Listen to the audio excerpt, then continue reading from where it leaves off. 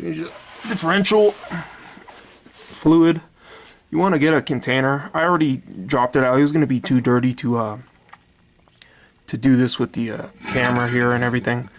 In this case, this is for the Ford Ranger. It's a lot similar to a lot of vehicles, but in this case, these nuts right here, get yourself one of these to put your nuts nicely in, and you want to loosen them up evenly. These were 13 millimeter. You loosen them up and just loosen them up. It doesn't really matter which way you loosen up. Leave one on there and then get a lip right here, and it was welded on there real well with the sealant. Get a lip, pull it, and all the fluid starts coming out. And then what you want to do is after you do that, I'll pull this back, take the last one out, and I already cleaned it and everything, but then the last one will come out. The reason you want to leave this last one is so it doesn't fall out, in case when you're prying it, if you're prying this end, and it'll all come out real quick and it'll go all over the place. Make sure you have a catch pan underneath. And this is the stuff I'm talking about when cleaning threads right here. Before I go putting these back, I'm going to go ahead and clean the threads. And you're also going to notice in the area, like in this hole right here, it gets gunked up with dirt and grease and grime and everything. And you don't want to just go, you want to get an air compressor or at least some brake cleaner or something. And those holes just get gunked up. So anyways, you let it drip out like that, and this was really gunked up. So what I used is, you could just use like since that's I guess that's aluminum, you don't want to really cut it or anything. I just use something like this. Get this attachment for pretty cheap. I got this from Home Depot, and that way you don't have to go face on with the drill all the time. And then you could use your drill for basically a right angle. And just get yourself one of these like cleaning bristles or something. You could get these pretty cheap. Actually, this one might be a little bit too harsh for some circumstances, but it works real good to clean off the gasket. You'll be sitting there forever cleaning off that gasket if you don't have something like this. Turn it on and clean around the area real good. And then I just get this, and you can see this was really gunked up. I took this right to the grinder, to the wire wheel, and I put it on the wire wheel and take 30 seconds to clean it up on the wire wheel, rather than to spend 20, 30, 40 minutes with my hand cleaning it up. It's just easier with the wire wheel. You want to make sure before you put everything back to clean up the surface, make sure you have the correct parts that you need. In this case, it's I think there's two difference. You want to make sure you see right here, it says the Ford 10 bolt, and it's 8 7/8 inches. That's across from here to here. Sorry if it's a little bit dark. So you want to make sure you do your measurements and make sure that you have the correct gasket to replace it. And in this case, this does have a gasket. In some cases, I don't think there is a gasket, but this does have a gasket. I'd rather use a gasket than not. Another thing that you want to, this takes like 80, 90, I believe. You want to get in here and you want to clean all this stuff out, all this nasty gunk stuff. You could come in here and you could use like the method where I showed, where I sprayed with that brake cleaner stuff, sprayed out real well, get all the stuff in there. Check right here. Right now is a good time to check for, it's in neutral. Get all this nasty grimy stuff out of here. It's a good time to check for wear on the teeth, the pinion gear, the ring gear. This is the ring gear, pinion gear.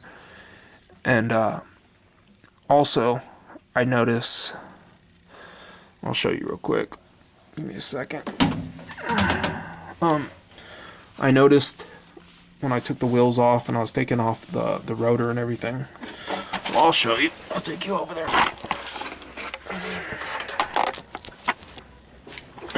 take that off. And that came off easy. You just want to make sure your rear brake is off. But what I noticed was you see like a little bit of fluid gathering up right there. You can see it right there. That's where the seal is, and that's also where the bearing is. And on some vehicles they'll have a hole here, and then you could take it out from here. In this case, to take the rear axle out, we're gonna have to I'll show you right now. But to fill it back up though, you come right back here.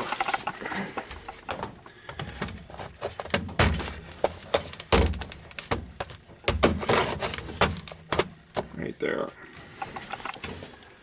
And that's where you fill it back up. I'm gonna clean this off before I go ahead and do that. I mean, you can see how much, I mean, this, look how ridiculous this gets. This is a 3/8. This fit in there nice enough. If not, you could get like a extension, small extension, if yours doesn't fit in there. It's counterclockwise. It's in there pretty tight.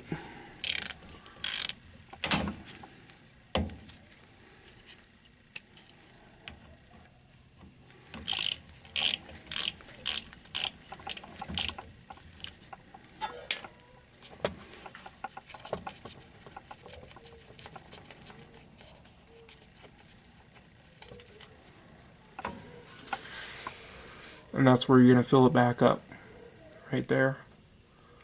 I'm going to go ahead and clean all this stuff before I do all this. And then you see right here, you want to clean that up. This stuff comes off, you see it coming off. See that stuff that comes off? It's like, it's a magnet. What happens when the metals mesh together like that? It creates friction, and the metals rub together, and little pieces, particles of metal come off. That's what that is right there.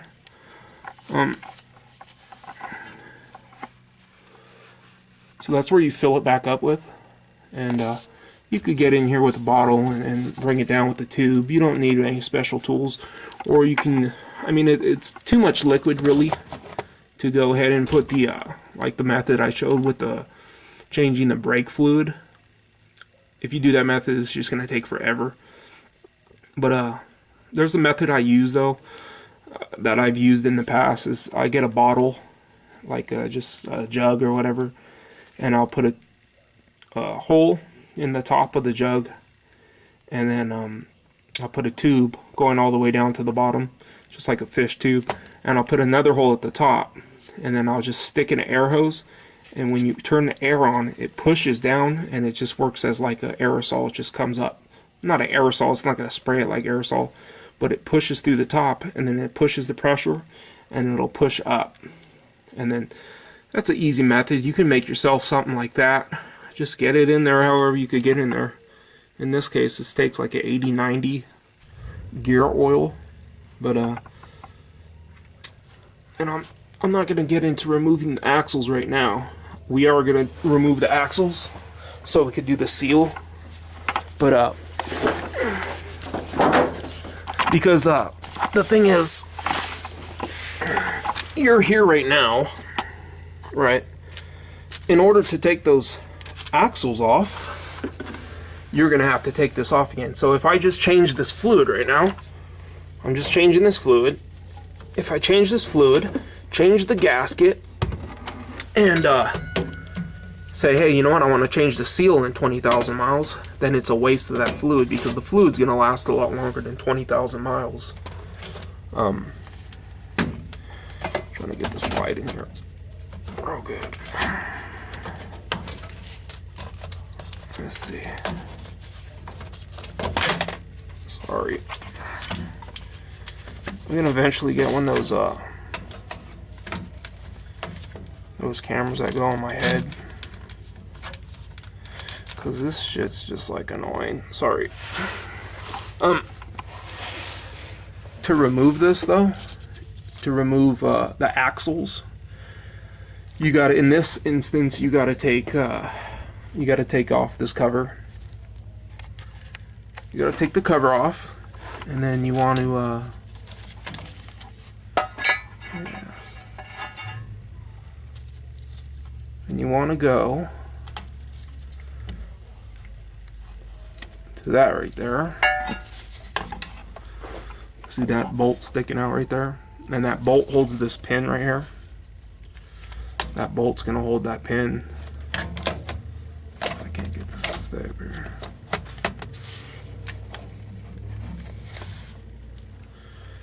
Right there. And that, in this instance, is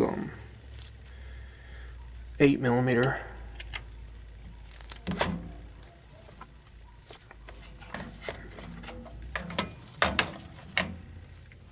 And you could hold it like right here, or you could hold it from the outside. Just put a like a pry bar in between the lug nuts, put the wheel nut on, and just hold it and break this loose. Already loosened it. It's already loose. And then you're gonna pull this off right here. And I'm not really getting in great detail, but you're gonna pull that off right there. That. And then this is going to be able to come out right there, which is that right there, this piece in there, right in there. That's going to come out down. And then if you notice in here, there's like these little C-clips. Once that's off, you could push it forward, the whole axle, push it in a little more. And then you pop those C-clips off, and then you'll be able to just pull that axle right out. And once you have the axle out, you'll have access to the seal, and you'll also have access to the bearings. I gotta see if they want to change the bearings, check the bearings, check them for wear. But I definitely want to change the seals at least, just because I'm here, and it's a good idea to do that, because I put new fluid and it starts leaking out, and I would have to take this out again. It would ruin the new fluid. So it's just a good idea for us to change the seals, the axle seals. And I'll take a look at the bearings. If they're not in great shape, if they look any worn out at all, then we'll go ahead and change those. But in order to take the axles off, you just got to take the drum off. Take the drum off, and then take this back piece off right here, and then you take that nut off that's in there, that nut right there, I mean the bolt, 8mm in this instance, and then that pin right there will slide out, and once that pin's out, we could push the axle a little bit in, and then that clip right there, you can see that there's a clip right there. That clip will be able to come off. Get in there with a magnet or something and just pull that off. It's right there, that clip. Push it. Once this is out of the way, this could push in a little bit, and then you could pull that clip out. And then the axle will be able to come out, and then we'll have access to the seal. It's a good idea, I think, to change the seals when you're changing out the fluid in the rear here. So anyways, thanks for watching, guys. I can't stress enough how important it is to clean the surface areas. If you don't clean the surface area well, and you just put a new gasket over material from the old gasket, or you don't have metal, chances are leaking is greater than none. Anyways, thanks for watching. Comment, rate, subscribe.